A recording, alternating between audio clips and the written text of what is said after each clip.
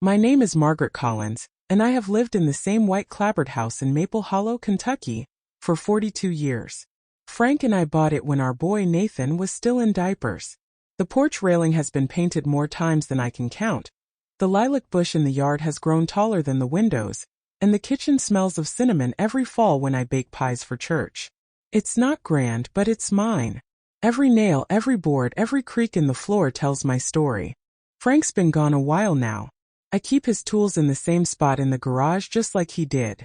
I mow my own grass and change my own light bulbs. I don't need much help, certainly not with managing my affairs, as Nathan likes to call it. Nathan is my only child. He's 37, charming when he wants to be, with a smile that can sell you on anything. Over the years I've helped him out more times than I can remember, paid off his credit card debt, loaned him money for his first car, even let him move back in for a year after his divorce.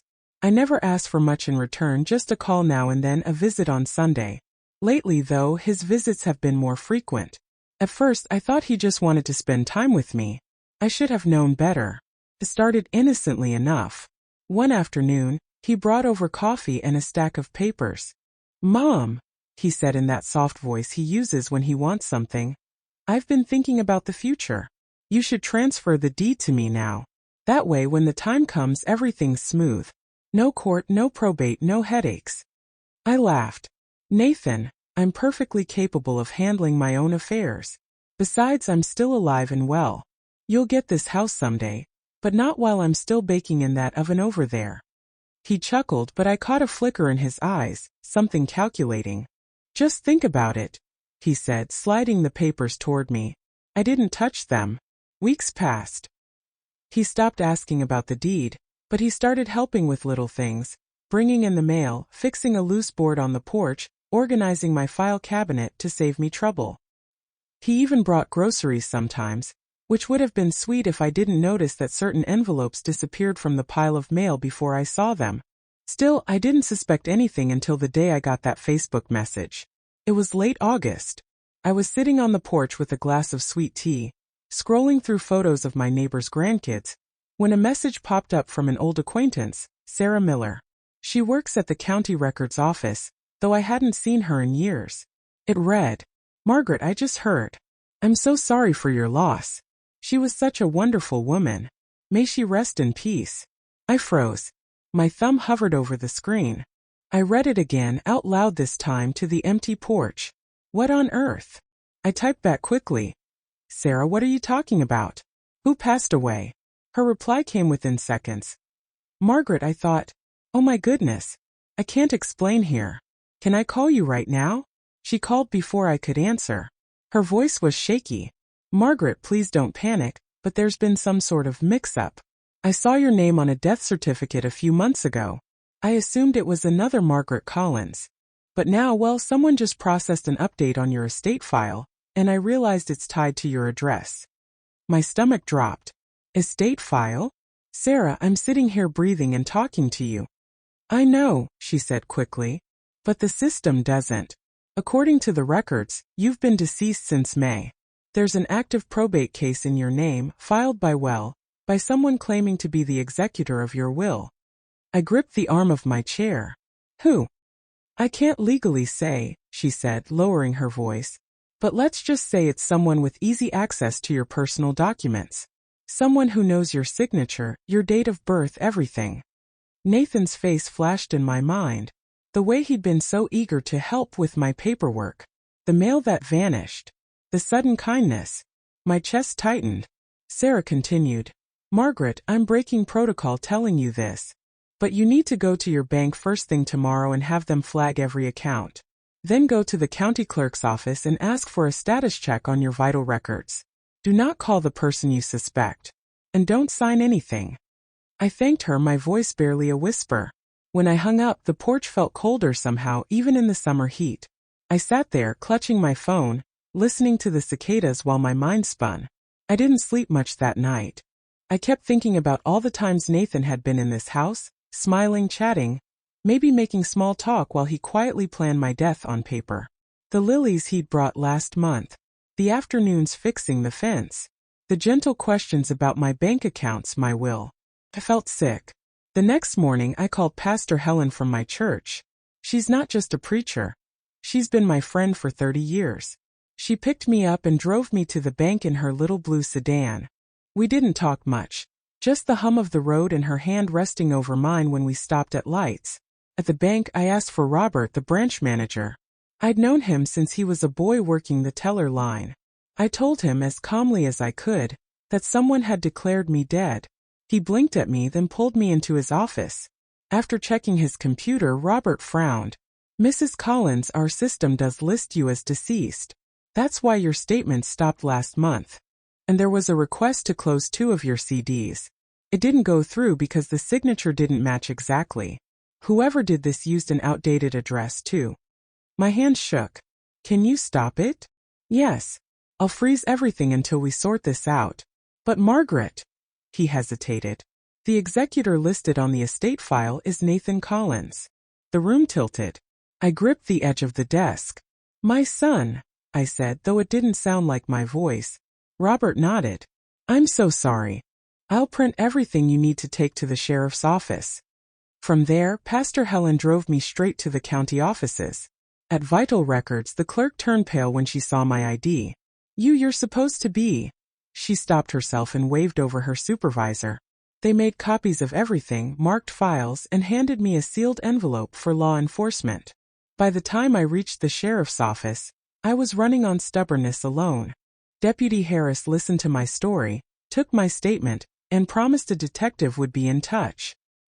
He advised me to avoid any confrontation with Nathan until they had more evidence. That night Nathan texted me. "Hey Mom, just checking in. Need anything? I can swing by tomorrow." I stared at the screen for a long time before replying. "I'm fine. Busy day tomorrow." The morning after my visit to the sheriff's office, I woke before the sun. The first light was just brushing the tops of the maple trees outside my window. I lay there for a moment, listening to the house creak and settle. For 42 years those sounds had been comfort, proof that this old place was alive in its own way. But that morning each groan of the floorboards felt like a question. Am I really still here? I got up slowly, my joints protesting, and went to the kitchen. The kettle whistled as I stared out the window at the dew on the grass. Before breakfast, I pulled the old shoebox from under my bed. Inside were the things Frank and I had always called our lifeboat papers. Birth certificates, social security cards, marriage license, insurance policies, and a few old passports. Every document said the same thing: I exist. At 7 sharp, Pastor Helen knocked on my door. She was dressed in her usual navy cardigan, holding 2 travel mugs of coffee. "We've got a big day ahead," she said. "And I'm driving. You shouldn't be going through this alone." Our first stop was the DMV. The place was nearly empty, just a few teenagers waiting for driving tests. I stepped up to the counter and handed over my driver's license. The young clerk with purple glasses scanned it, frowned, and scanned it again. "Ma'am," she said slowly, "our system lists you as deceased. Date of death, May 14th. I let out a short laugh, not because it was funny, but because it was absurd. "Well, as you can see, I'm not." The clerk adjusted her glasses. "I'll need 2 proofs of address and your birth certificate to reinstate your record." I slid the documents across the counter. She examined them carefully, her expression shifting from confusion to something closer to concern. "This doesn't look like a typo. Whoever filed this had all your correct information. It was entered manually, not by accident." Helen's hand landed gently on my shoulder. "We'll fix it," she said quietly. Next was the Social Security office. The waiting room smelled faintly of paper and coffee. When my number was called, I sat down across from a soft-spoken man named Daniel. He tapped on his keyboard, then looked up at me with the same expression the DMV clerk had worn. "Mrs. Collins, our records list you as deceased as of May 14th. Your benefits were suspended, and a final payment was issued to the estate on file." My hands gripped the edge of the desk. "Estate? What estate? I'm sitting right here." "I understand," he said gently. "We'll open a reinstatement case right now. But you should know it can take weeks to fully correct. Until then, your monthly benefits will remain on hold." "So I'm dead enough to lose my income," I said. "But alive enough to keep paying my bills?" He gave me a sad smile. That's about the size of it. We stopped at the post office next. I wanted to check if anything unusual had been forwarded without my knowledge. The clerk confirmed that 2 months earlier, someone had filed a temporary change of address order in my name to a P.O. box in town. It had been canceled just a few weeks later. I didn't need to guess who had opened it. By lunchtime, my envelope of evidence was growing thick: printouts, stamped forms, business cards from clerks who had seen too many strange things but never one quite like this. At the sheriff's office, Detective Laura Bennett was waiting. Tall, composed, with sharp eyes that made me feel both safe and exposed. She shook my hand firmly before leading me to a small interview room. I laid the thick envelope on the table. She pulled out each document, lining them up neatly. "You've done half my work for me," she said. "I was married to a man who never threw away a receipt," I replied. "It rubs off." Bennett's voice was steady but serious. "Mrs. Collins, this is more than identity theft. Whoever did this knew the system, timing offices, even which clerks might be working. They had access to your personal documents. We believe your son is involved, but proving it requires more than suspicion.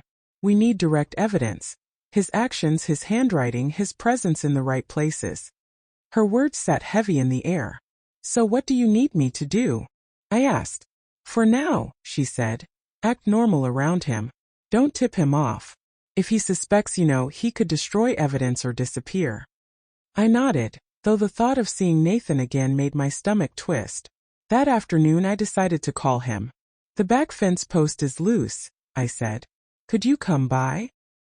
He arrived within an hour, smiling as if nothing was wrong. We worked side by side, the smell of cut grass in the air. At one point he glanced over and said casually, "You ever think about moving to a smaller place, Mom? Less upkeep?" I met his eyes. "Not in this lifetime." His smile flickered, then returned. "Just asking." The following days were a blur of phone calls. Banks, insurance companies, even the utility company, all confirming they had received notifications of my death. Each time I had to prove I was alive, sending copies of my ID, answering security questions, even visiting offices in person. Then on Thursday my phone rang. It was a reporter from the Maple Hollow Gazette. "Mrs. Collins, is it true you were declared dead while still alive?" she asked. "All I can say is that there's an ongoing investigation," I replied, keeping my voice even. By Friday morning the headline was everywhere. "Local woman declared dead. Fraud suspected." My phone didn't stop ringing. Friends, neighbors, people I hadn't spoken to in years, all calling to make sure I was all right. The ladies from church brought casseroles, and my neighbor Clara offered to keep an eye on the place in case I needed to get away for a while. That evening Nathan showed up. He looked tense, his usual easy smile replaced with something forced. "Mom, I saw the paper." "That's wild. You okay?" "I'm fine," I said, keeping my tone neutral. "The police are handling it." "Yeah, well, mistakes happen," he said, leaning against the counter. "Maybe they mixed you up with another Margaret Collins." "Maybe," I said. He didn't stay long. No hug when he left, just a quick "take care, Mom" before heading out. The next day Detective Bennett called. "We've got security footage, Mrs. Collins. Your son was at the county records office the day your death certificate was filed. He presented an ID with your name and photo, but it's clearly him in disguise." I closed my eyes. "So that's it. It's strong evidence," she said. "We'll move toward an arrest soon. But you need to keep calm and keep your routine until then." That night, I sat alone with the photo albums Nathan had once wanted to digitize. I flipped through the pages, looking at the little boy with scraped knees and bright eyes. Somewhere along the way, that boy had learned how to smile at me while planning to erase me from my own life. They arrested Nathan on a Tuesday morning. No sirens, no scene. 2 unmarked sedans, Detective Bennett at the curb, 3 officers up the narrow stairs to his place over the bakery. I stayed on my porch. He came down between them, clean shirt, no cuffs. He saw me, blinked once, looked away. The door thudded shut. That was that. By afternoon, Bennett briefed me in my kitchen. Charges: forgery, filing false instruments, identity theft, theft by deception, interference with vital records, attempted conversion. "Bail set, counsel retained," she said. "Do not contact him. If he reaches out, route it through me." I nodded. We signed, initialed, filed. She collected my extra copies of the DMV reinstatement, Social Security reinstatement, bank freezes, and the post office change of address reversal. You kept a clean paper trail, she said. It matters. The arraignment was 3 days later. I sat second row aisle seat. Pastor Helen beside me. Robert from the bank behind me, Sarah from Vital Records 2 seats over. Nathan entered through a side door, jaw clenched. The judge read the counts. His lawyer answered, "Not guilty." A court date landed on the calendar. Late September. We stood, filed out. Nothing dramatic. Just procedure moving forward. Between then and trial, the Commonwealth built. Bennett walked me through the evidence stack once, so I wouldn't be surprised in court. She was efficient. County lobby video. A person in a dark wig and large glasses signed a log. Approached Vital Records, moved to probate. Freeze frame on the mouth, on the jawline. It's him. Death certificate. Filed with my data, bearing a forged medical sign-off from an out-of-county clinic. The nurse practitioner denied seeing me. The notary stamp number belonged to a deceased notary. Impression depth on the seal mismatched the stamp model. In short, fake. Online filings. IP addresses traced to the coffee shop on Maple on 2 dates. Receipts and camera timestamps show Nathan at the counter within minutes of those filings. Browser logs from his laptop show the probate portal and the file names used. P.O. Box. Rental application in my name, my SSN, a lookalike email address. Lobby camera shows Nathan checking the box 3 times. Postal clerk identified him. Bank attempts. Request to close 2 CDs and transfer funds to an account bearing his name. Rejected due to a signature mismatch. Teller notes recorded the refusal. Change of address. Temporary forward filed and then cancelled. The form bears a signature that my handwriting analysis refuted. Disguise purchase. Receipt from a costume shop. Owner testified Nathan purchased the wig and glasses, said it was for a retro party. She closed the folder. Will subpoena, authenticate, and put the chain of custody on the record. Then, you'll be called. I said I'd answer what I knew and nothing I didn't. The trial opened to a full gallery. Courtrooms look bigger in photographs. In person they feel like old schoolrooms. Polished wood, dry air, a clock that's louder than it should be. The jury filed in, ordinary people with notebooks. The judge instructed. The Commonwealth began. The ADA didn't grandstand. She stacked facts. Robert explained banking controls, showed the transfer requests with Nathan's account number, and the teller's refusal notes. The DMV clerk testified to my deceased status and the steps to reinstate me. The Social Security caseworker confirmed a suspended benefit and a final payment to the estate that never existed. The postal clerk walked through the change of address and the P.O. box rental. Sarah from Vital Records explained how the death certificate arrived and why it raised a flag later. A tech took the stand and handled IP logs, timestamps, and the coffee shop camera alignment. The costume shop owner identified the receipt and the buyer. Then the videos. The lobby camera wasn't cinematic, but you could see posture, gait, that tilt of the head he's had since middle school. The coffee shop camera caught him paying while the online portal logs ticked, submit. The box footage showed him pocketing mail addressed to the estate of Margaret Collins. The defense theme was mistake and mix-up. They suggested an unknown third party guided Nathan, that he was following instructions, helping his mother. Confused by forms. They said no witness saw a forged certificate handed over. They tried to pull the focus from intent to bureaucracy. When they called me I stood straight, swore in and sat. The ADA's questions were plain. My name, my age, my house, my documents, how I learned I was dead. Where I went first, what I was told, what I signed, what I refused to sign, who had access to my papers.